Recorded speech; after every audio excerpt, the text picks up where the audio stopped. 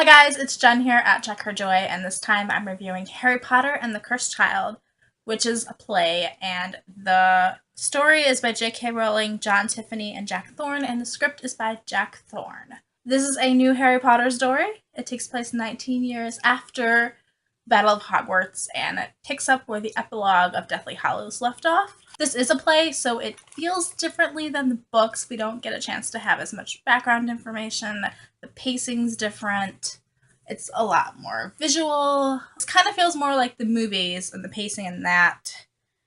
We're flying through some of the stuff. So in the 19 years since the Battle of Hogwarts, this world has changed, and our characters have changed. Harry, Ron, Hermione, Ginny, Draco, they're all older. They all have kids of their own now. So yeah, it's fun to catch up with these characters and see how they've progressed and where they are. But it's not the same as the books. Like, it's the same characters, but a lot's happened in 19 years. Like, we left them when they were 17, 18, and now they're in their late 30s, 40s. We do still see these original characters, but we're also introduced to their kids, and Albus, Potter, and Scorpius Malfoy are like the main characters in here, and Scorpius, at least, is freaking amazing and fantastic, and I love him dearly. This place, if nothing else, totally worth it because we got introduced to Scorpius Malfoy. Their children have all these expectations on them, especially Albus and Scorpius. I did really enjoy it. I gave it 4 out of 5 stars. There are a few things that happen in here that feel kind of strange and not in keeping with the characters. There's a few things. It's like, really, I don't think they would do that. But because it's a play, I guess we had to. But I did really enjoy coming back to this world and back to Hogwarts and getting to see these characters again. It's fabulous. Yeah, so that's it for not spoilery parts. So if you have not read this play, you should go do that. Or if you get a chance to see it in London, that's awesome. And I'm totally jealous of you. Basically, peace out, and I love you guys. Keep reading. Go read this. And for everybody else who has read this or seen it, let's go. So in this play, we are introduced to Harry Potter's kids, especially Albus Severus Potter, who is the middle child.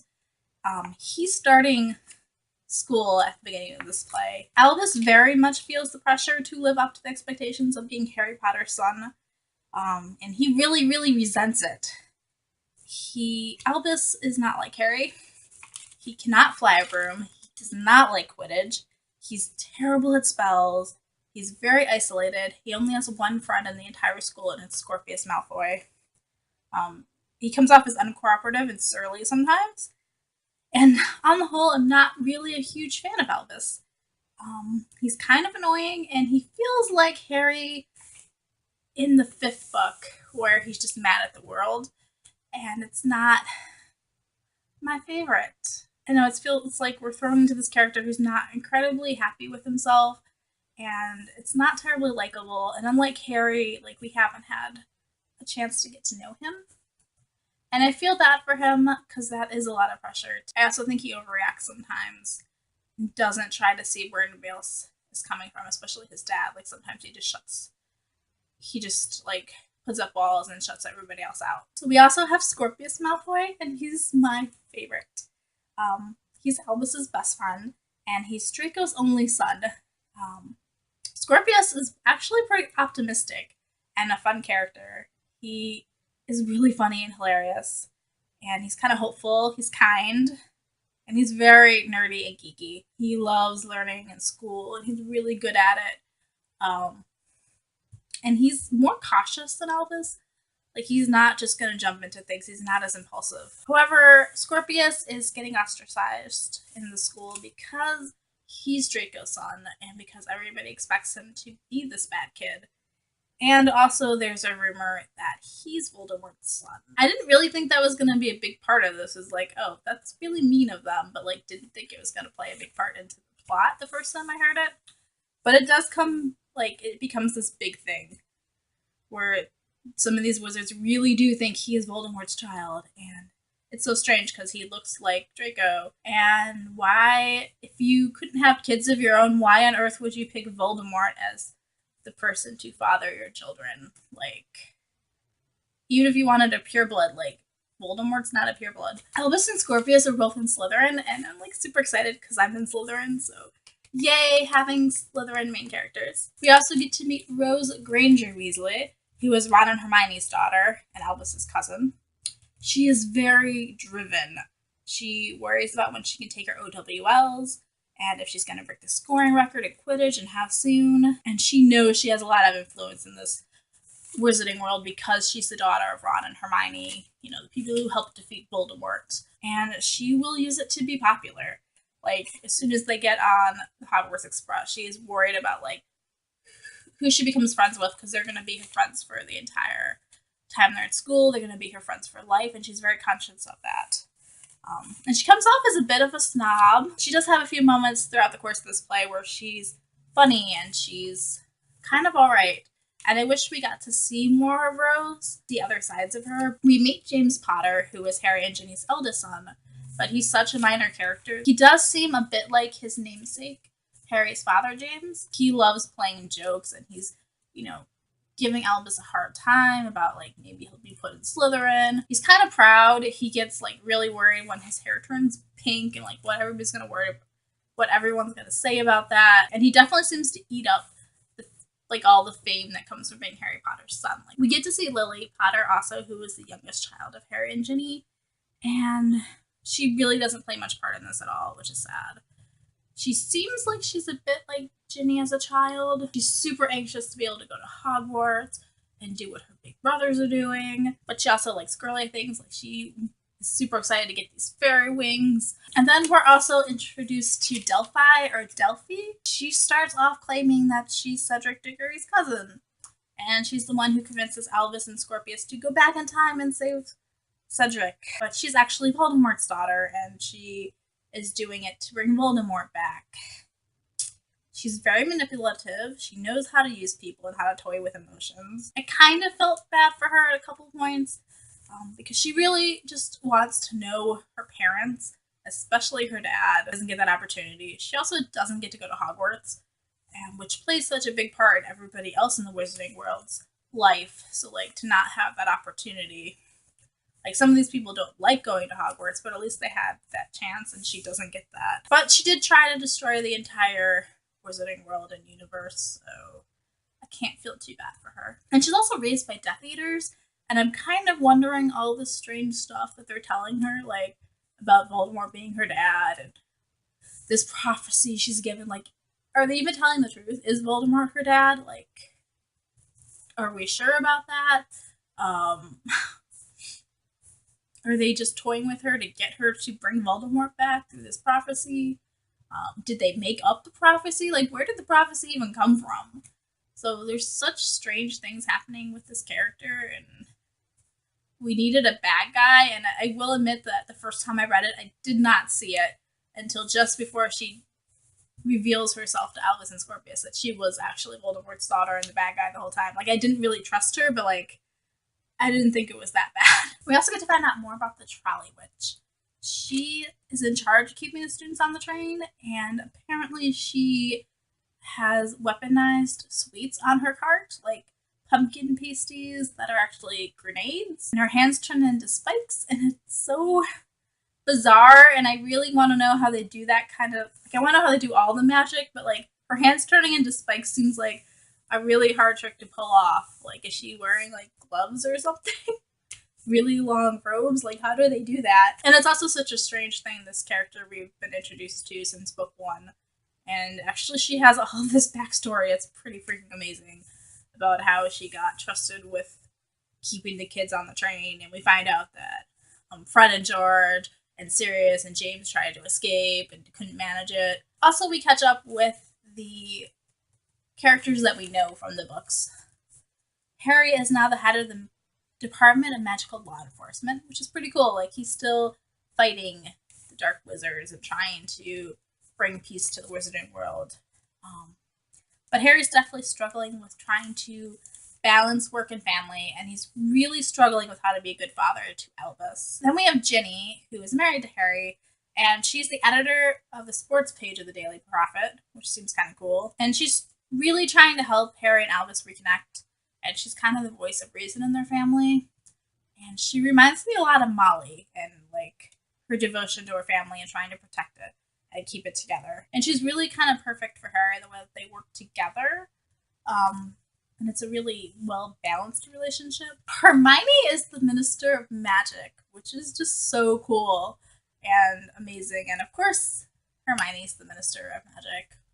What other job could she possibly have? It's really cool to have her in power like that. And she tries really hard not to make the same mistakes that Fudge and Scridgemore did. We also get to see her and Harry work together and how she's trying to nudge him along to do his paperwork the same way she did at school, trying to get him to do his homework. And she's trying to be a friend to him, but also, like, she's his boss.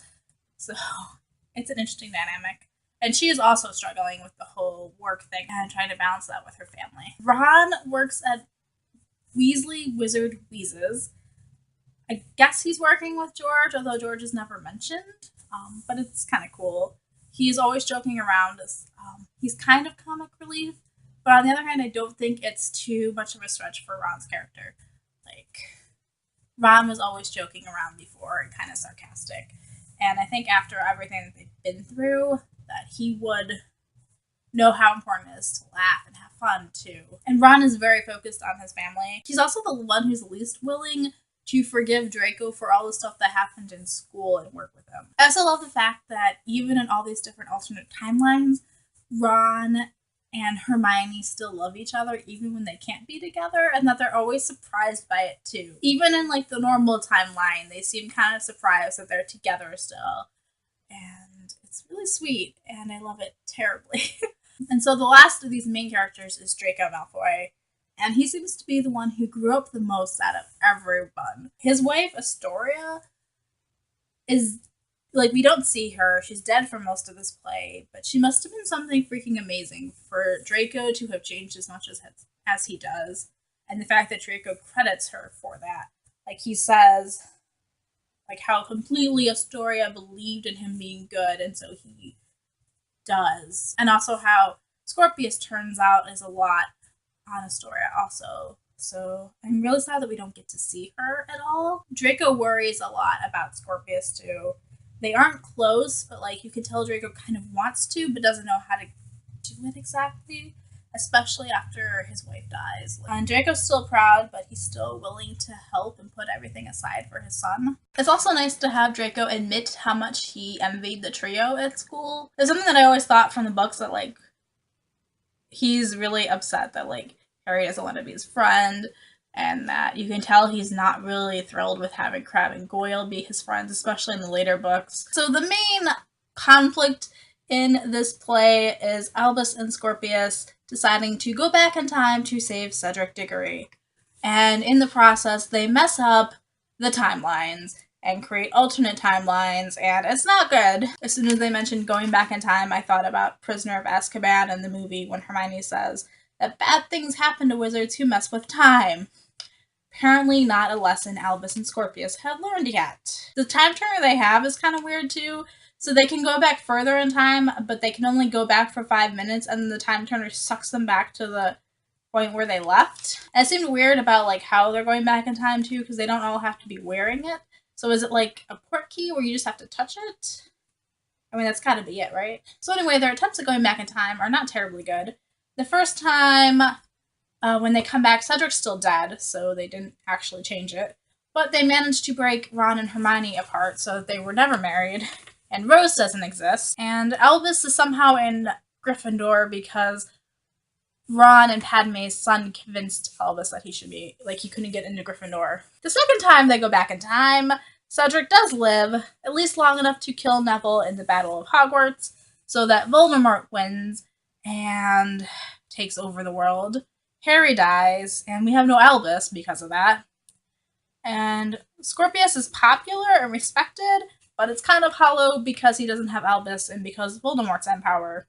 So that's probably the worst possible outcome that could have happened, guys. Good job. The third time, they do kind of fix things, but they also had help that time going back. And they still have to deal with the consequences of, like, the adults knowing that they were messing with time. And the fourth time, Delphi takes them back, and they end up getting stuck in 1981, and they almost destroy everything by having, stopping Voldemort from killing the Potters, which would have stopped Harry from defeating Voldemort. And would have just brought about Voldemort being in power a heck of a lot sooner. Basically, don't mess with time. That's what I got from this play. It's not going to end well. Prophecies also play a big part in this. Delphi is doing everything because of this prophecy that says, when spares are spared, when time is turned, when unseen children murder their fathers, then the Dark Lord will return. There's a lot of misunderstanding prophecies and following prophecies you probably shouldn't. Like, I don't think she should be trying to bring her father back. She doesn't exactly, like, this is vague, you don't exactly know what it means. We also have no idea where this prophecy came from. Harry decides to put faith in a prophecy where Bane says, there's a black cloud around your son, a dangerous black cloud, a black cloud that may endanger us all. You'll find your son again, Harry Potter, but you could lose him forever. So Harry assumes that Scorpius is the black cloud, when actually it's Delphi. So good job, Harry. Did you not learn anything about prophecies before? It seems really stupid. Especially McGonagall flat out tells him, like, that's not necessarily what that could mean, and I really think this is a bad idea, but he chooses to ignore her. And then the really big prophecy from the series also comes back into play. You know, the one with the power to vanquish the Dark Lord approaches. It's the prophecy about Harry and Voldemort, because Delphi decides to try to break that one then, when what she was trying to do didn't work. She was going to stop Voldemort from killing the Potters, and maybe that would keep him in power. Prophecies are very dangerous things, in case you didn't already learn that. And there's also references to the augury.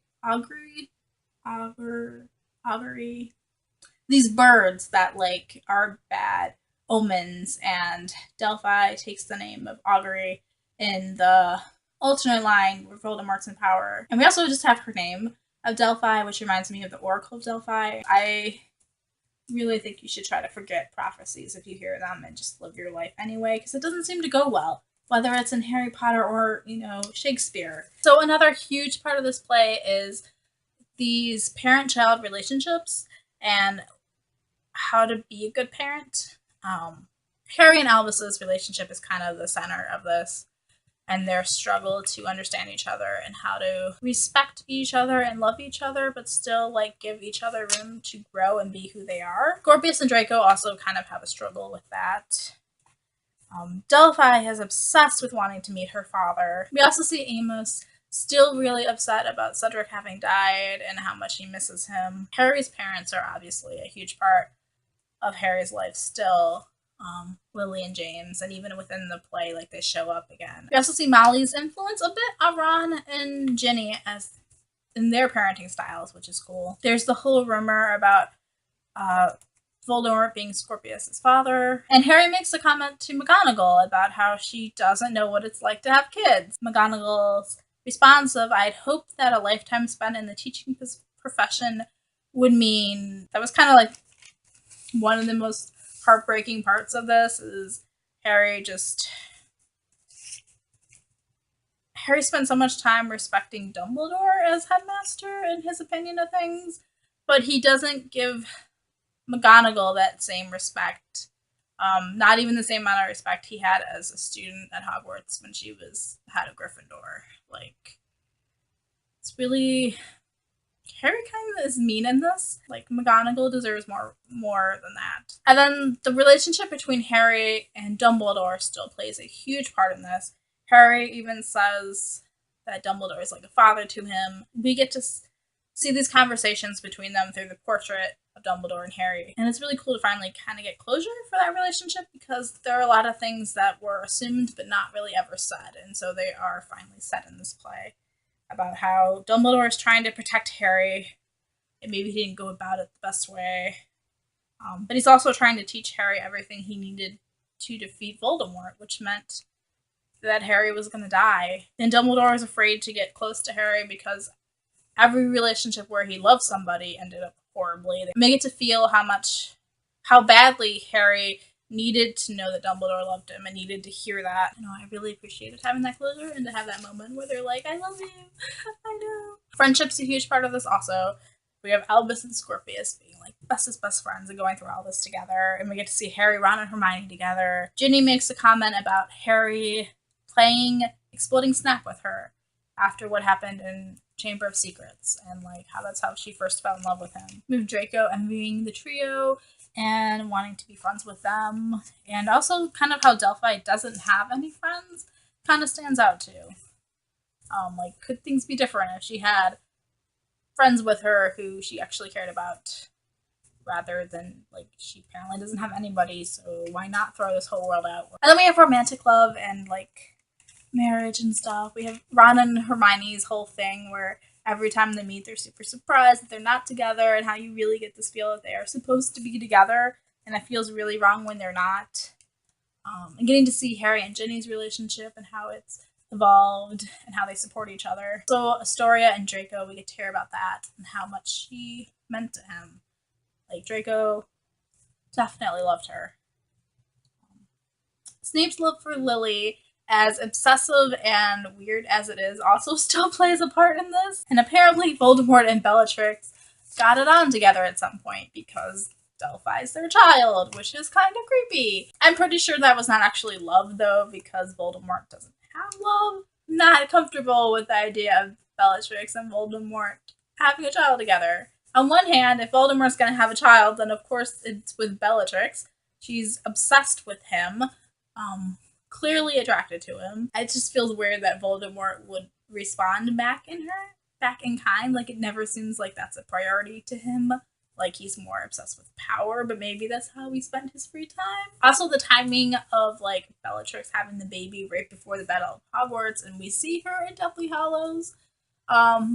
So is she just wearing really baggy robes, and she's not one of those people that shows massively? Like, was she using an illusion so they wouldn't see her being pregnant? I mean, maybe that's why she's at the Malfoys when they're in exile, is because she's protecting the baby, but it feels kind of strange. And Bellatrix doesn't seem like the motherly type, and also doesn't seem like Voldemort or Bellatrix is like super obsessed with we need to have a child and pass on genes. And I don't know, maybe they needed to create more purebloods. It feels kind of strange and weird and awkward. So let's stop talking about it. Okay, scenes that need attention. When they break into the Ministry of Magic to steal the Time Turner using Polyjuice Potion, and Hermione is the Minister of Magic and didn't think anybody else would get into the Ministry of Magic the same way she managed it. Really, Hermione? Really? I feel like Hermione got dumber, or she's less observant in this play than she was in the books. Definitely she's gotten lax, I guess. I don't know, like, she couldn't have come up with better security.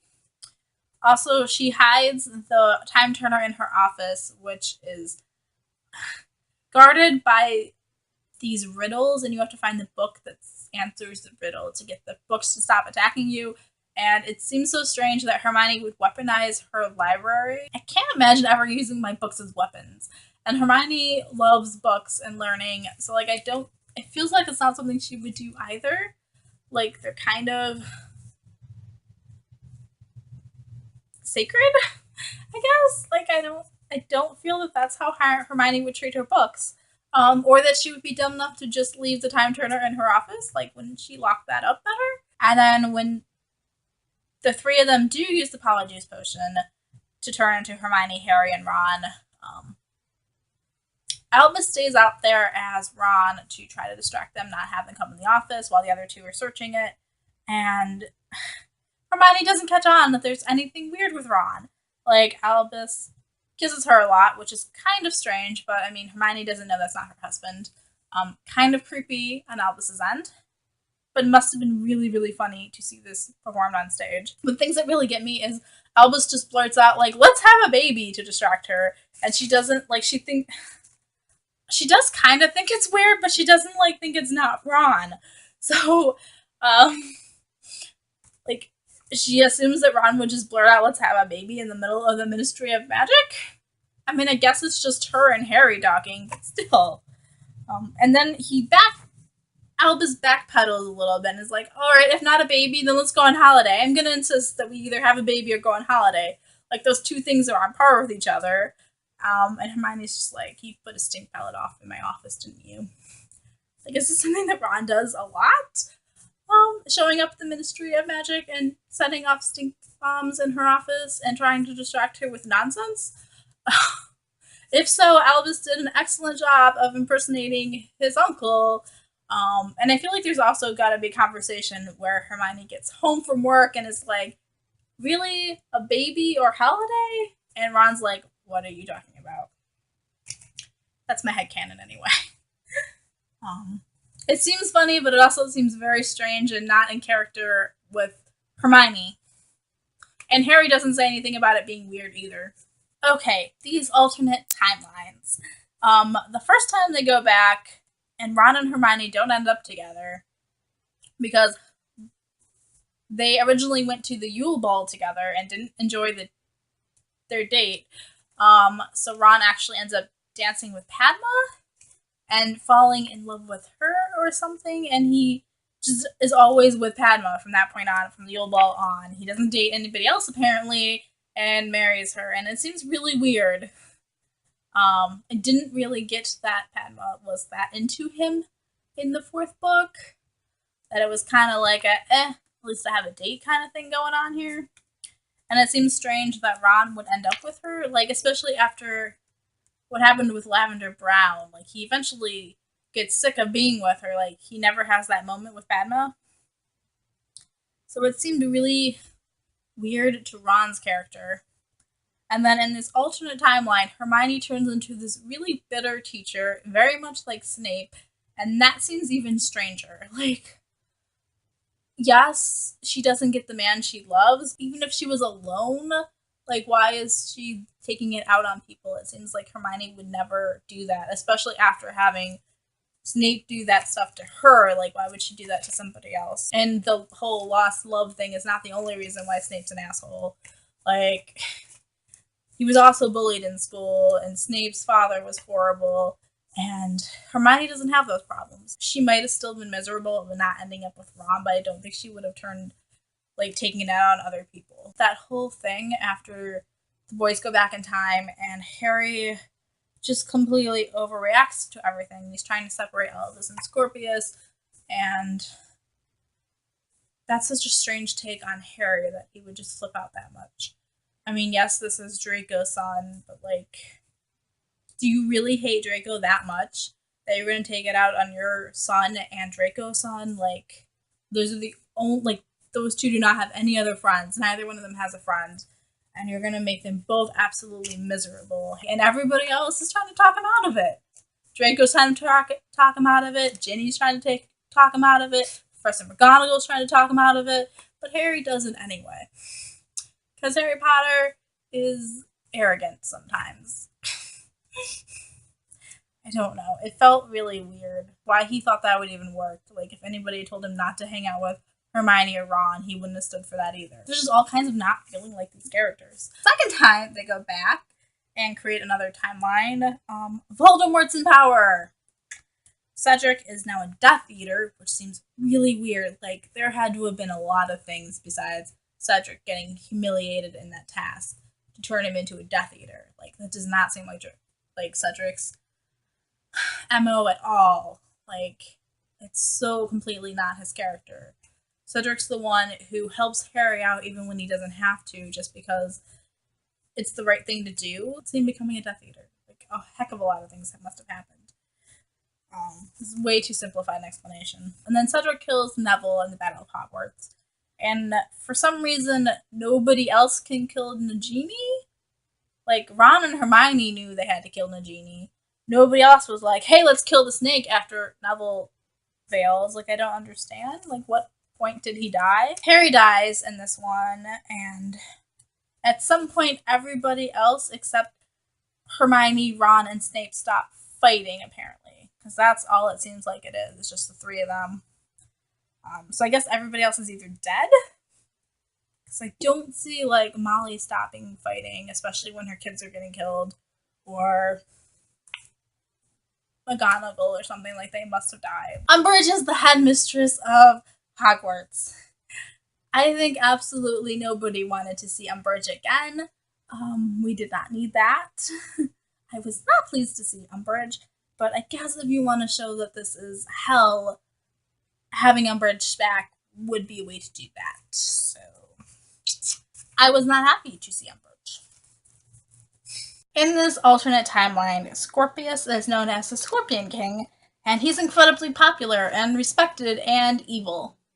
Apparently, alternate Scorpius actively engages in mudblood torture. He came up with the idea to torture the mudbloods in the dungeon.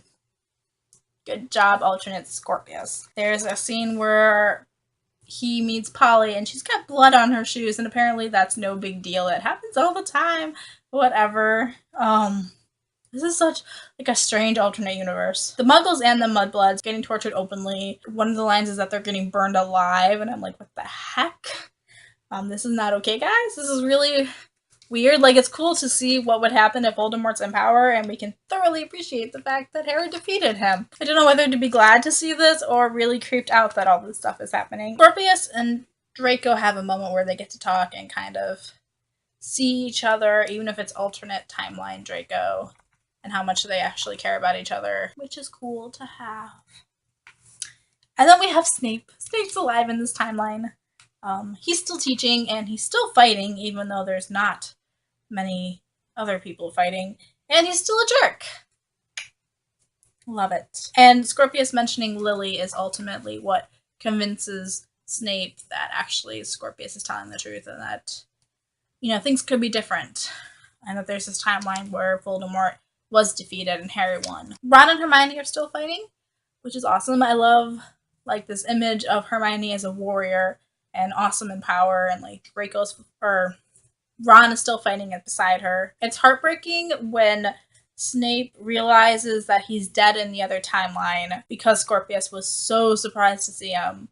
And when he asks, how did I die? And Scorpius tells him it was Voldemort, and he's like, well, at least there's glory in that. Snape also has some wonderful wisdom in here. He tells Scorpius to think about those you love.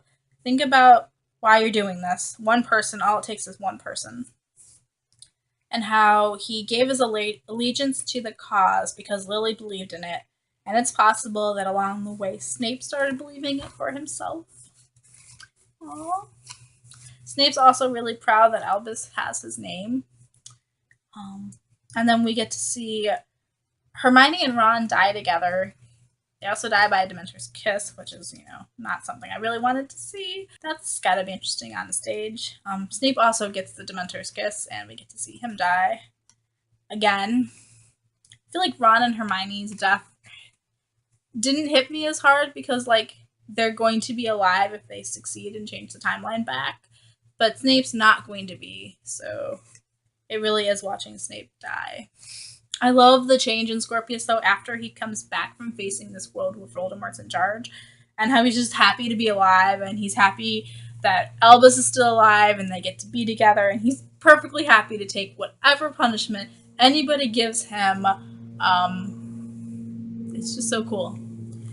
And he's a lot more confident, and he isn't as afraid anymore, because he's seen, the worst that could happen. So whatever is coming at him now is not going to be as bad as Voldemort and torture. Delphi tries to take them back to the fourth task so that they can stop Cedric from dying there. And instead, they manage to stop Delphi, and in fact, Cedric is the one who helps them do it. And that's kind of cool. And they convince Cedric that it's just part of the last task and he should just go on. Which is cool. I loved seeing that and getting to see Cedric after we spent so much time talking about him, and to see him not as a Death Eater. A little worried that was going to be a thing that would happen. It's also the last time we see Cedric before he dies. Delphi decides she's going to go back even further, change the timeline. She breaks the time turner, and they are stuck in 1981. And they have to figure out how to get the adults to help them without messing up anything else, because they're not really in an alternate timeline. They're back further in time. And they decide to leave a message on the blanket that Harry tried to give Albus. And they totally skip over how they got this blanket away from baby Harry. Also, I'm a little confused about why Lily and James are taking Harry for a walk in Godric's Hollow when they're supposed to be hiding. Like, there are other witches and wizards in Godric's Hollow, so do they not see them? Because Albus and Scorpius saw them. I feel like that's a good way to give away where you're hiding. So hopefully that's not something that ever actually happened in the books. It seems weird that they would do that. Or that Albus and Scorpius can see into their living room. Like, that's not a very good hiding charm. Or maybe it's something to do with the fact that Albus and Scorpius already know that they're at Godric's Hollow and where the house is. Anyway, the message is really clever in how they do it. They put an ingredient that will interact with a love potion that gets spilled on the blanket. And the message spells out, Dad, help Godric's Hollow with the date. And it seems really cool that they were able to do that. And it's a funny scene watching Harry and Ginny try to figure out what it says because they're just holding up this blanket with holes in it. Luckily, Draco has the time turner that the other one was a prototype for, and then it works properly, and they can go back to 1981 for a lot longer time. And then everybody needs to try to save Voldemort from Delphi so that Voldemort can kill the Potters, and it seems like such a strange thing to do. But, like, they need to keep the timeline intact so that Harry has Lily's protection and can stop Voldemort later. Harry's the one who decides to impersonate Voldemort. Although Ron offers, which I think is a really bad idea because Ron did such a bad job of wearing the Horcrux in Deathly Hallows. So why does Ron think he could pass off as Voldemort? Like, that seems like a really bad idea. So I'm glad that Harry did the impersonating. And that, yeah, the guy who had Voldemort in his head is probably going to do a better job of it. And had him in his head for a much longer period of time than Ginny did. It's kind of weird that they're able to transfigure him. Like, nobody in that group seems like they're expert at transfiguration. Like, even Hermione wasn't that good. Like, she transfigures Ron a little bit in Deathly Hallows, but not, like, everything. And then Delphi is so desperate to meet her father that she leaves Harry as Voldemort and falls into their trap. Harry gets to watch the Potters die again. Why do we always have to watch the Potters die? But we do get to see Hagrid pick up Harry afterwards, and it's really sweet. Hagrid tells him, I'm gonna be your friend whether you like it or not, because you've had it tough, not that you know it yet, and you're gonna need friends. I love this first meeting between Harry and Hagrid, and it's really sweet, and I cried my way through all of this. I started crying when the Potters were dying. Actually, I pretty much cried through all of the last act, but like, could not see the page crying so bad when I got to the part with Hagrid first meeting Harry. And, like, I'm gonna be your friend, whether you like it or not. And it's so sweet. Overall, on the play, I was not expecting time travel to be a part of the plot. So that was kind of strange. And caught me off guard. I was like, no, don't do it, when I first read it. And I also kind of wanted a new villain who wasn't Voldemort. I mean, we kind of get one in Delphi, but she's also, like, Voldemort's daughter, and I feel like that's not really new. Like, she's just trying to bring Voldemort back. It's just like another Death Eater. And then somewhere in this, I think about the time where they changed the world into, like, Voldemort taking over, where I started questioning the wisdom and taking all the magical people of the entire country and having them stuck together at school during their teenage years with minimal supervision. Like, that's not going to end well. I feel like maybe they need to be separated. They need more adults. Maybe they need to study with their families. I don't know that Hogwarts really seems to be that great of an idea. All kinds of really bad things happen when these wizards are not properly supervised, from Tom Riddle deciding to make Horcruxes to everything Harry did. Even, like, James got into some major problems. Scorpius and Albus almost destroy the entire world. I'm not so sure about Hogwarts. I think it needs more adults if nothing else. Hogwarts needs a better student-teacher ratio. So I really enjoyed this ride, and I think that's it. this is already ginormously huge. So let me know what you thought of this play if you've read it already, which hopefully you have after having gone through all of that. If you guys have seen the play and want to tell me how this stuff gets accomplished, uh, yeah, tell me what you thought. Peace out, guys. I love you and keep reading. Bye.